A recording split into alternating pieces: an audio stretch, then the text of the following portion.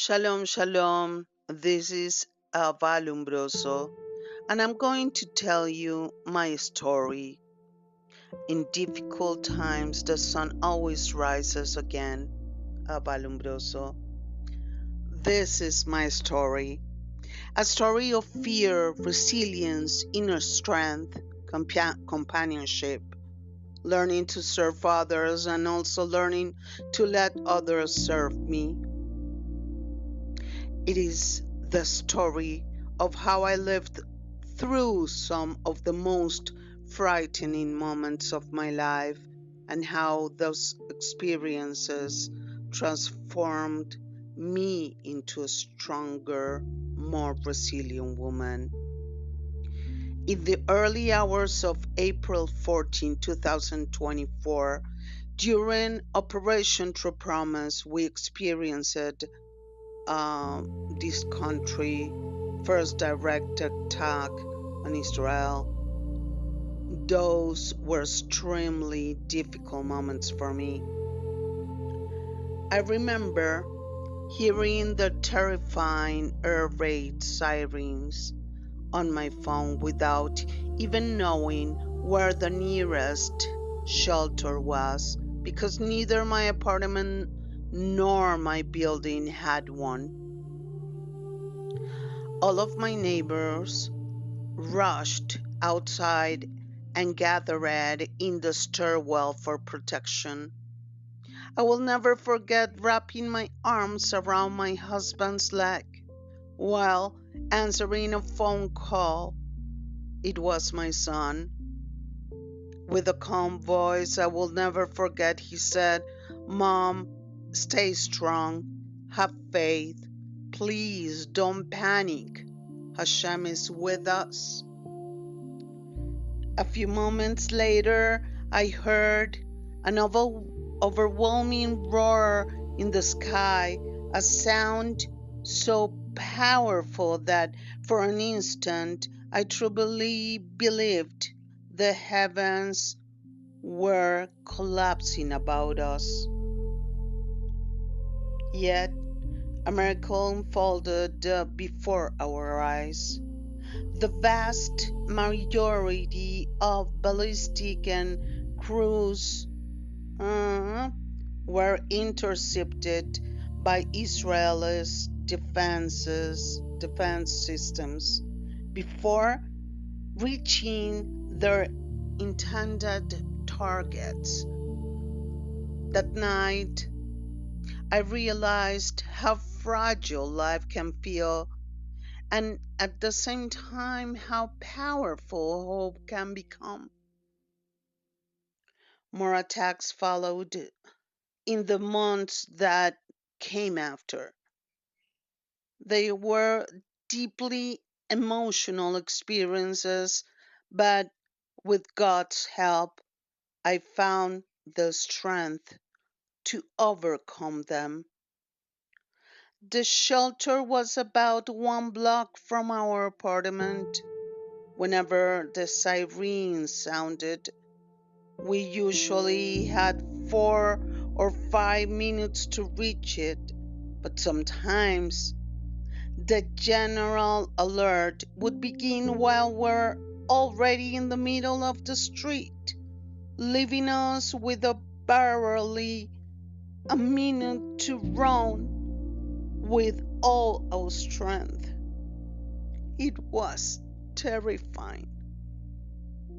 And yet, I discovered something extraordinary. Resilience is often born in the very place where fear lives. I got to know my neighbors. We shared smiles inside the shelter. I discovered a joyful, humorous side of myself that I didn't even know existed. My best friend, whom I affectionately call Frunita, and I spent many evenings in the small park beside the shelter so we could reach it quickly whenever another siren sounded. During those days, I developed severe lower back pain that made walking extremely difficult. I believe the stress had inflamed my entire body. I also learned to be alone. There were nights when I no longer felt safe sleeping at home. I found a sleeping mat and made myself a small bed inside the shelter, and many nights I slept there completely alone. Most people returned to their homes after each alert and came back only if another siren sounded. I chose to stay. I learned that it is possible to feel fear and still keep moving forward. I learned that I could regain my composure much faster than I had ever imagined. I learned to ride in the middle of uncertainty. I learned to accept a messy home. I learned to take a shower in less than 2 minutes. I learned to eat whatever was available because there simply wasn't always time to cook. Most of all, I learned to treasure life's simplest moments. The nights when my husband and I looked up at the stars from the little park while listening to music, even as the sirens interrupted the silence again and again. Little by little, I changed the way I related to the alarms. Every run to the shelter stopped being only an escape. Instead, I began to think of it as a training for a marathon, a way to keep my spirit alive and even find reasons to smile. I prayed more deeply.